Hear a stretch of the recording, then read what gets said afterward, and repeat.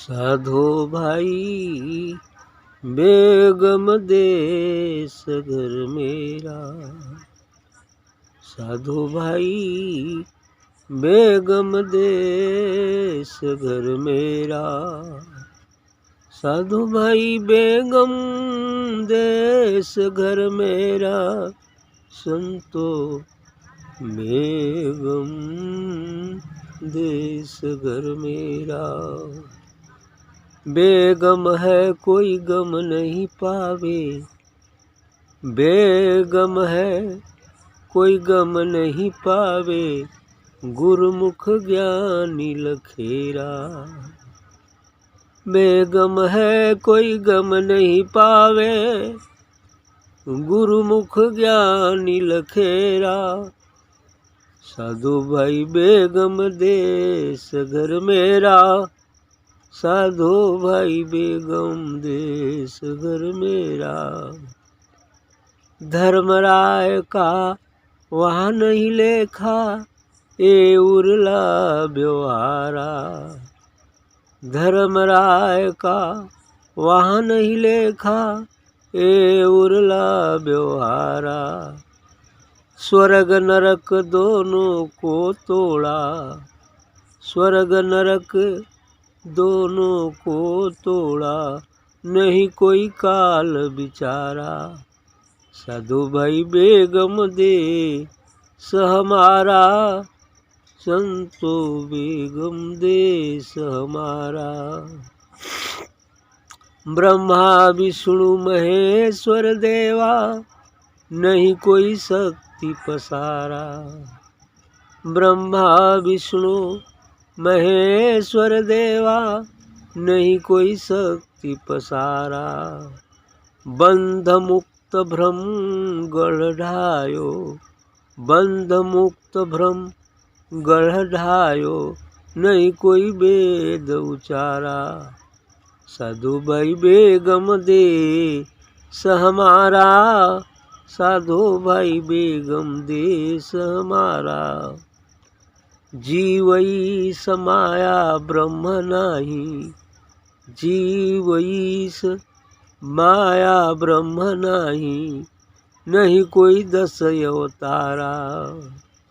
माया जीवईस ब्रह्म नाही, नहीं कोई दस अवतारा।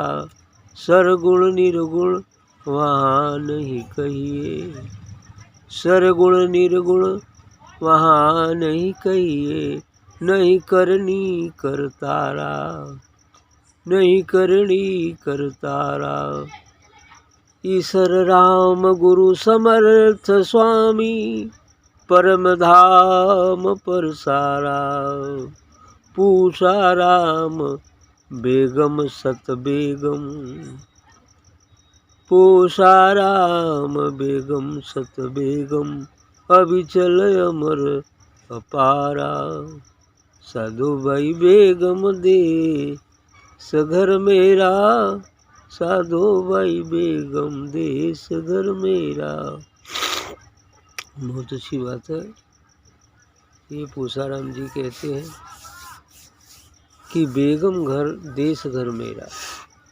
हमारा वास्तविक घर तो बेगम देश ही है, जहाँ कोई गम नहीं, जहाँ कोई जल्दी पहुँच नहीं सकता है, बेगम है।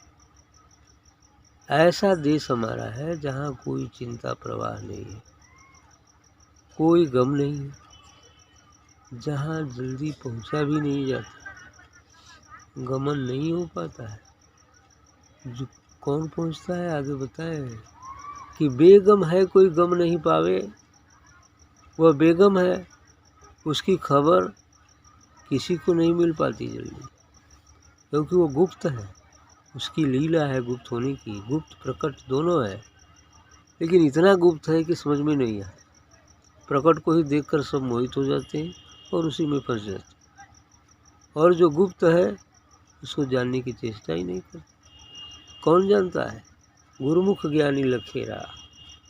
कहे जो गुरु की तरफ चलता है, गुरुमुख है, वही इसको लख पाता। जो सद्गुरु की शरण में रहता है सद्गुरु के बताए मार्ग से साधना ध्यान सत्संग करता है तो धीरे धीरे चलकर जब सभी संस्कार उसके दग्ध हो जाते हैं तो वही उस मूल तत्व या अपने घर को देख पाता है। और दूसरा कैसे जाए? मनमुख व्यक्ति कभी देख ही नहीं सकता। गुरुमुख और मनमुख दो व्यक्ति होते हैं। गुरुमुख जो गुरु की तरफ चलता है, जो प्रकाश की तरफ चलता है, जो सूर्य की तरफ चलता है, जो ज्ञान की तरफ चलता है। मनमुख जो संसार की तरफ चलता है, इंद्रियों के वशीभूत रहता है, काम क्रोध लोभ मोह की तरफ चलता है, ये मनमुख। क्योंकि मन का काम तो उससे भरमाना ही है, ये मनमुख हो गया। लेकिन वही गुरुमुख से ही पहुंच पाते हैं। गुरुमुख साधक जो गुरु करके उनके बताए मार्ग से चलते हैं, गुरु में पूर्ण निष्ठा विश्वास रखते हैं, वही व्यक्ति अंततः इसको लख पाते हैं। इसीलिए उन्होंने कहा कि गुरुमुख ज्ञानी लखेरा, कोई गुरुमुख ज्ञानी व्यक्ति ही इसको लख पाता है। धर्मराय का वहाँ नहीं लेखा, धर्मराज अर्थात जमराज का वहाँ कोई लेखा जोखा नहीं, वहाँ जरूरत है क्या लेखा जोखा की? ये जमराज तो इस ब्रह्मांड के काल के अधीन और काल के इस प्रकृति के लिए बनाए गए हैं। यहाँ जीवों का लेखा जोखा उनके पास रखते हैं। और वो तो मर चुका है, तब वो लेखा जोखा कहाँ बनी? बताओ। वो तो जीते जी मर गया, तब कर्मपत्री साफ होगी उसकी, तो कौन लेखा जोखा रखे है? कोई लेखा जोखा नहीं हुआ। अब तो कोरी चादर कोरी हो गई, पुनः अपने रूप में लौट गई, तो वहाँ इनकी कोई जरूरत नहीं है। ये संसार के प्राणियों के लिए लेखा जोखा रखते हैं, उन्हें दंडित करते हैं, उन्हें मारते हैं, उन्हें भिन्न भिन्न जोनियों में भेजते हैं। जब कर्म रहेगा तब ना। और संतों का कर्म तो शेष ही नहीं रहता, तो महामृत्यु को प्राप्त हो गए, तो काल से भी परे हो गए, तब उनकी लेखा जोखा कौन रखने की जरूरत है? वहाँ उनकर पहुँचा ना है, वो जीवे न करें। वो तो ब्रह्मांड के अधीन है, प्रकृति के अधीन है, काल के अधीन। तो काल जैसे कहेगा वो करेंगे। और जो संत महापुरुष तो काल के परे जा चुके हैं, अब वहाँ कौन लेखा जोखा करते होते हैं? वो लोग खुद के सरकार बस एकदम दरवाज़ा खुलो ल जा तो ऐसा ही कहते हैं। ठीक क्या? धर्मराज का वहाँ नहीं लेखा, ये उर्ला बेरी तो ऊपर का व्यवहार है, इस ब्रह्मांड की इस काल के चक्र इस प्रकृति का व्यवहार है। ऊपर उठा ऊपर ऊपर, ये लोग भी नहीं जानते उस तत्व को, आगे कह ही रहे हैं। और वहाँ क्या नहीं है? स्वर्ग नरक दोनों को तोड़ा। वहाँ स्वर्ग और नरक दोनों गायब हो जाते हैं। और ये नरक तो संसारी प्राणियों को मिलते हैं जो पाप करते हैं, और स्वर्ग तनि से पूजा पाठ करना उनके मिले दोनों 84 के अधीन है। वहाँ 84 के परे का चीज़ है, तो 84 के अधीन एकर का मतलब रह जाए संतन के लिए कि स्वर्ग या नरक? स्वर्ग नरक यहाँ संसार वालों की विचारधारी अच्छा कर नहीं, नरके जीवा, अरे बड़ा बढ़िया कर्म करें, स्वर्गीय जी हैं। अब स्वर्ग नरक दोनों नरक है, तनि सो जहाँ सुख रहा जहाँ दुख रहा, बात ये है। लेकिन बंधन में तो है ही है। स्वर्ग लोक के प्राणी भी बंधन में ही रहते हैं, और नरक के प्राणी भी बंधन में है। थोड़ा वहाँ आराम है, यहाँ तकलीफ है, इतना ही अंतर है। इसलिए उसको स्वर्ग नरक से कोई मतलब नहीं। तो वहाँ स्वर्ग नरक दोनों को तोड़ा, नहीं कोई काल विचारा। अंत में कह दिए वहाँ काल का भी विचार नहीं है, काल से परे की वो चीज़ है। नाम काल से परे की चीज़ है, आत्मा परमात्मा उस काल से परे का चीज़ है। वहाँ काल का बस नहीं है, काल तो इधर ही रह जाता है।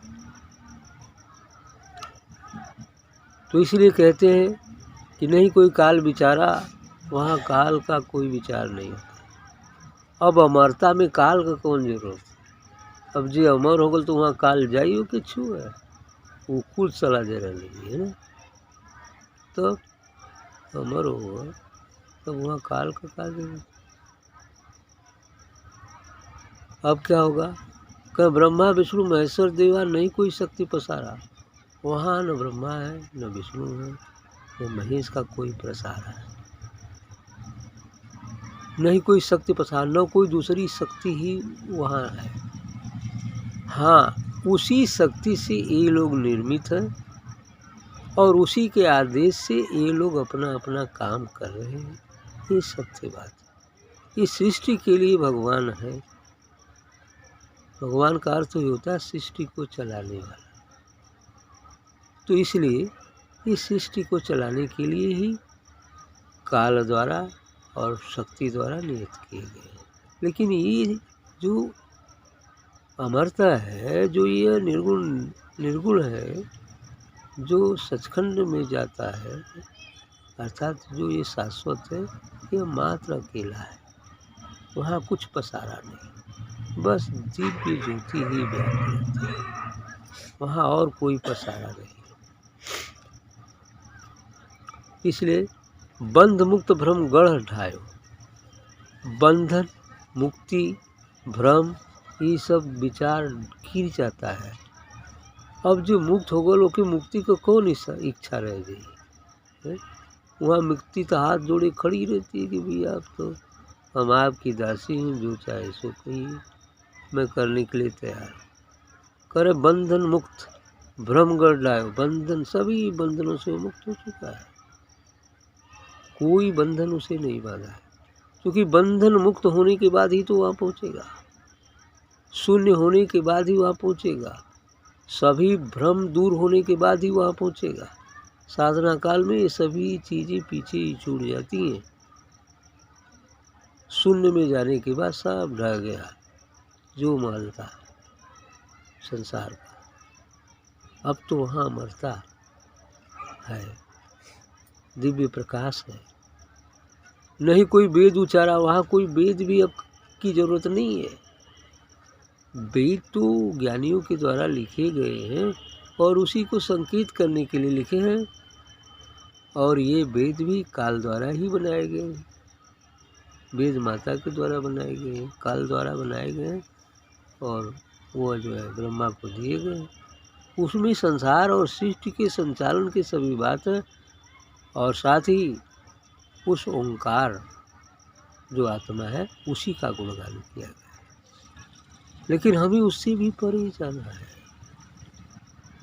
जो अनाम है, जो ओंकार का भी जन्मदाता है, जो आत्मा का भी जन्मदाता है, उस एकमात्र सत्ता का अनुभव करना।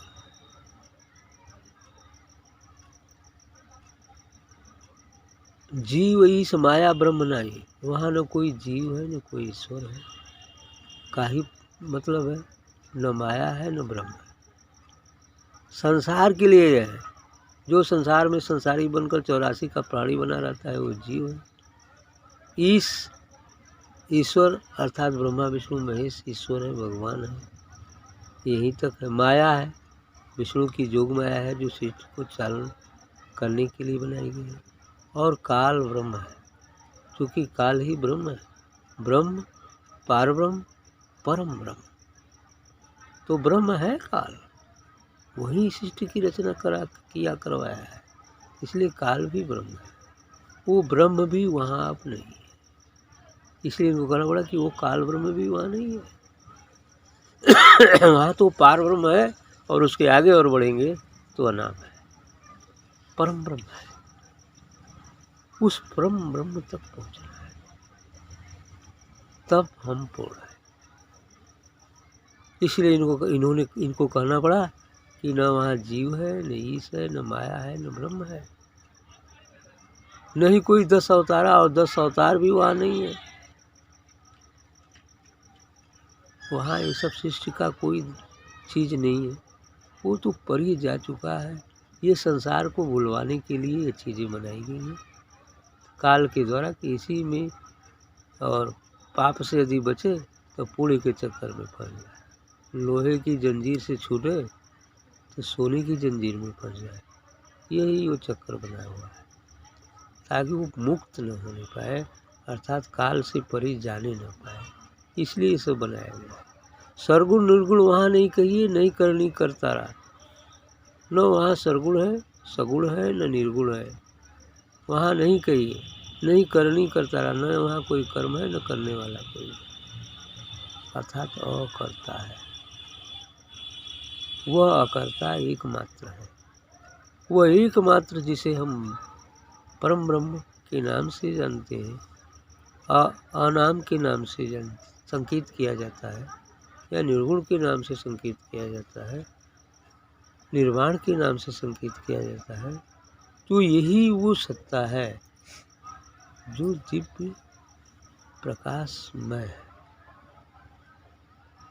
जहाँ से ये समस्त अनंत ब्रह्मांडों का निर्माण होता है। ऐसी चीज़ है और अंत में सभी उसी में समाते भी। यही बात है, सर्वगुण निर्गुण वहाँ नहीं, निर्गुण सगुण से परे है। वह नहीं करनी करता रहा, वहाँ कोई कर्म और करने वाला भी करता भी नहीं है। ईश राम गुरु समर्थ स्वामी परम धाम पर सारा कह रहे कि ईश राम जी, पूसा राम जी कहना है ईश राम जी इनके गुरु हैं जो समर्थ स्वामी है, समर्थ है, परम धाम पर सारा। और वो परम धाम, वह परम धाम वह निर्वाण ही है, वह परम धाम वह अनाम ही है, वहाँ जाना है। पूसा राम बेगम सत बेगम अभिचल अमर अपार। पूसा राम जी कहते हैं कि वही बेगम है, वही सच्चा बेगम है, सत बेगम है ना, एकदम सात, ओम तत्सत, है ना। अब यहाँ सत में पहुँच जाना है।